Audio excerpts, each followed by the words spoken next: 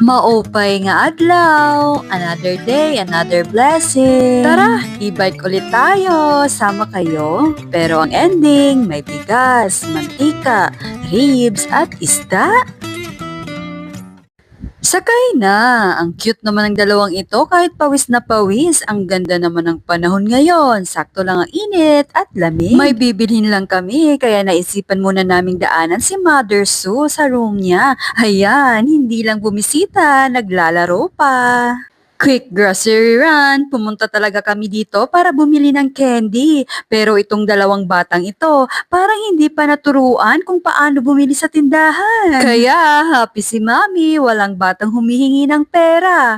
Baka ako pa ang pagurin sa kahanap ng bariya. Pero ang tunay na pakay namin is bigas. Buti na lang may available silang maharlika na tag 2,800 pesos ang isang sako. Gustong gusto namin ito kasi masarap at malambot pag naluto na, kaya favorite ng mga bata. Kaso ngayon, out of stock na. Balik na kami sa bahay, ganito pala dito, buhay probinsya talaga. Sarap ng hangin, tahimik at iwas sa polusyon. Alam nyo ba, noong araw, maputik at mabato pa ang daanang ito. Ngayon, tingnan nyo naman, ang dami nang nagbago sa Tarangnan. Mas gumanda na talaga. At nakauwi na kami, buti na lang nagdi-deliver din pala sila. Flex lang muna natin itong mantika na nabili natin kasi sa bahay, hindi pwedeng walang mantika. Alam niyo kung bakit? Kasi kapag walang mantika, walang prito. At kapag walang prito, maghahanap ng ibang ulam ang mga bata. At panibagong gastos na naman. Kaya importante talaga ang mantika, hindi lang pangluto, pang-maintain din ng peace and order sa bahay. By the way, paano nyo tinatapon ang used cooking oil nyo? Huwag na huwag itatapon diretso sa lababo dahil pwedeng magbara ang pipes. Ako, sinasala ko muna at inilalagay sa bote o lalagyan na may takip. Kung maayos pa ang oil at hindi pa maitim o sunog, pwede pa itong gamitin depende sa luto. Pero kung sobrang itim na, maamoy o maraming residue na, huwag na nating ipilit gamitin ulit. Mas mabuting itapon ng maayos ayon sa local waste disposal rules. Habang nanonood kami ng movie, syempre may task ang dalawang ito. Every weekend, task nila ang magbaliktad at mag-ayos ng mga damit. At least, unti-unti nang nababawasan ang gawaing bahay. Sa ngayon, yan lang muna. Madadagdagan pa yan sa mga susunod na araw. Kapag mabait at masunurin ng mga bata, syempre may reward. Anong ulam? Kapag ito ang ulam, siguradong dagdag kanin.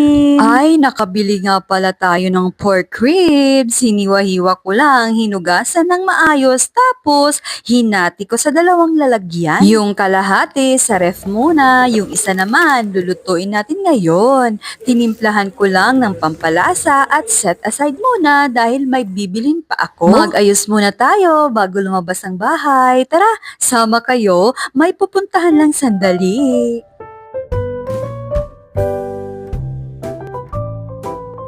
At pauwi na tayo, daan tayo dito sa seawall. Grabe ang alon. Sabi ng mga matatanda, kapag malakas ang galaw ng dahon ng niyog, malalaki rin daw ang alon sa dagat dahil sa hangin. Pero mga kamami, totoo ba yun? Comment nyo naman kung may alam kayo.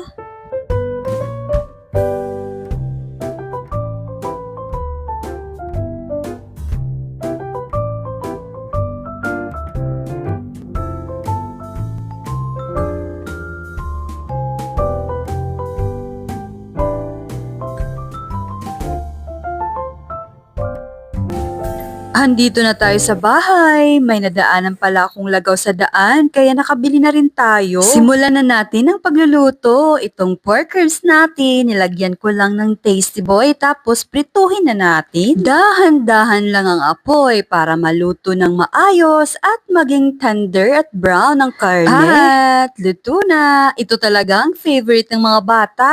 Kaso ang problema sa ribs, mabilis maubos sa bilihan ko. Kaya madalas, pork chop na lang ang nabibili natin. Dahil marami naman ang naprito natin ngayon, hinati ko na sa dalawang bahagi. Yung isa para mamayang gabi, ulam/tipid hack na rin. Yung lagaw naman natin, kinaliskisan, tinanggalan ng hasang at hinugasan na rin. Malaking tulong talaga itong salaan ko sa mga pinaghugasan. Hindi naman pwedeng itapon lahat diretso sa lababo dahil baka bumara. Ilagay ko na rin sa mga lalagyan, pero wala pa rin tatalo sa Jollibee Spaghetti Pan Topper. Sakto ang size, isang lalagyan, isang lutuan at kasya pa sa ref. Nagtira na rin ako para mamayang gabi, tinulang isda naman ang ulam natin. Dan na kami kumain, sa sobrang gutom namin, hugasan na lamang naabutan nyo. At ito ulit, reminder lang tungkol sa used oil, huwag itapon sa lababo. Sinala ko lang yung oil natin kanina, kung maayos pang itsura at kondisyon,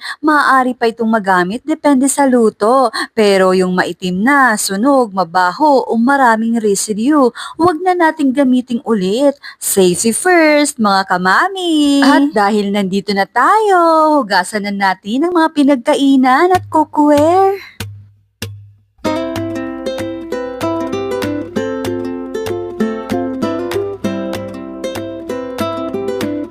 Refill na rin tayo ng dishwashing liquid. Gamit natin ang Max Glue at Sundrox Color Safe para malinis, tanggal sebo at langsa. Ayan, malinis na!